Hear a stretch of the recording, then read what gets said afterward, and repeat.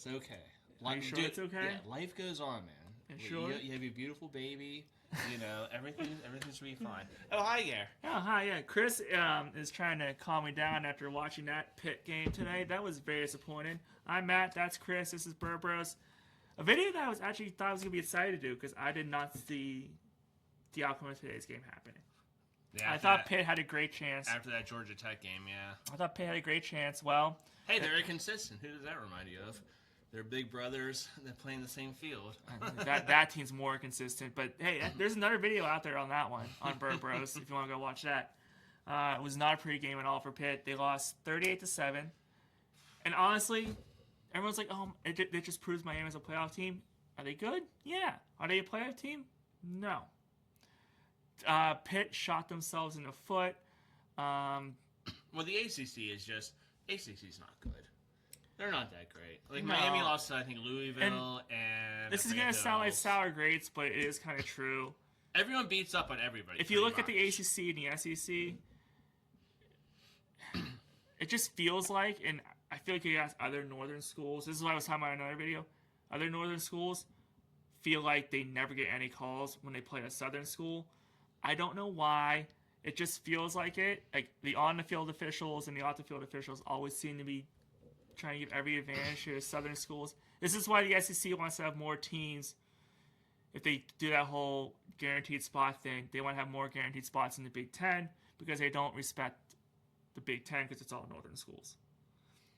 That's my soapbox. That's a different rant for a different day.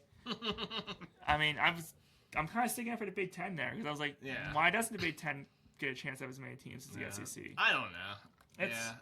I don't look too much into the refs and stuff. They were bad today. There was a disconcerting signals call. There was a couple. I'm still trying to figure out what that is. What is disconcerting signals? Right. This is what the ref did. Yeah. So I don't know what that. I did see a couple, but I mean overall, Pitt shot themselves in the foot. You can't get you had two taunting penalties on the first drive of the second half that led to Miami's touchdown there. You can't do that. When we were in the red zone and we were driving, we got sacked twice. I think we took a penalty, and then he missed a field goal because he just came back, the kicker, and I mean that's not too many penalties. Yeah. Again, they always say like if the refs or the other team beat you, that's one thing, but when you beat yourself, you don't deserve to win. Pitt beat themselves today. Miami didn't beat them. The refs didn't help, but the refs didn't beat them. Pitt beat themselves. The defense struggled. The offense never got in rhythm. Ja'Karian Turner rushed for 200-plus yards last week. 30. How many rush yards did he have today on 10 attempts? 37. I was just 37. 38. I was close. 37. Goff had 14 on 3, and Des Reed didn't play again. So, yeah. Heinschel was 22 of 32 for 199 yards, a touchdown, and an interception. And that touchdown put Pitt up 7-3. You're like, all right, there you go. They're in rhythm now. And then I don't know. Like I said, he looked good he looked great his first couple games against not subpar opponents, but like I said, the ACC's not great. He beat up on some of those teams, but Notre Dame, Miami, he didn't look great. Which you expect as a true freshman. He's going to improve. He's going to improve next year. The transfer portal. Well, who do you think looked better, Holstein when he first started for Pitt last year? It just felt different with Heinschel this year than Eli last year. I thought, it was the beginning of the year, I thought Holstein was great. I was more excited about the beginning of last year than when we started winning this year for some reason. I just felt, I don't know. I just didn't have confidence in this team. I think something felt different with Heinschel, and because of that, and because of all the publicity he's getting, the Pitt should be able to go into the transfer portal and go to receivers and taller receivers because they have great speed guys, but they don't really have the tall guy. You'll be able to get good. You'll be able to get good receivers who want to compete with Heinschel. Our receivers and our running backs are really short. Like some of our running backs are 5'7", a couple of them. But all the top talent who goes into the transfer portal now, they hear all the hype around Heinschel, K. Bell's offense. They're going to look at Pitt now because they realize that maybe Pitt's closer than everyone thought to being a serious playoff team. Well, I hope because, like I said, the ACC probably is very winnable. It's very winnable. Can you really say one team is legitimate favorites? No. So I heard. Well, what's the chances of Pitt playing Penn State? Never. It's not going to happen. No, not in the bowl game? You don't No. think?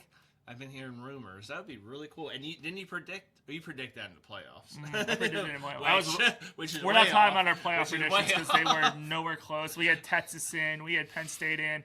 I had Pitt in. I'm pretty sure you had someone else in that's not in right now. Yeah, we're not talking about our player positions. Central It wasn't Connecticut good. State. I still discovered that team. I think it was the basketball school though, but Yeah, never heard of. I'll be very curious what this does for the What's- ACC in the What's playoffs. my Hawaiian team I like? When we were doing Chaminade, that's basketball. Yeah, but Hawaii Chaminades, my team. I You mean, don't think they have a football team?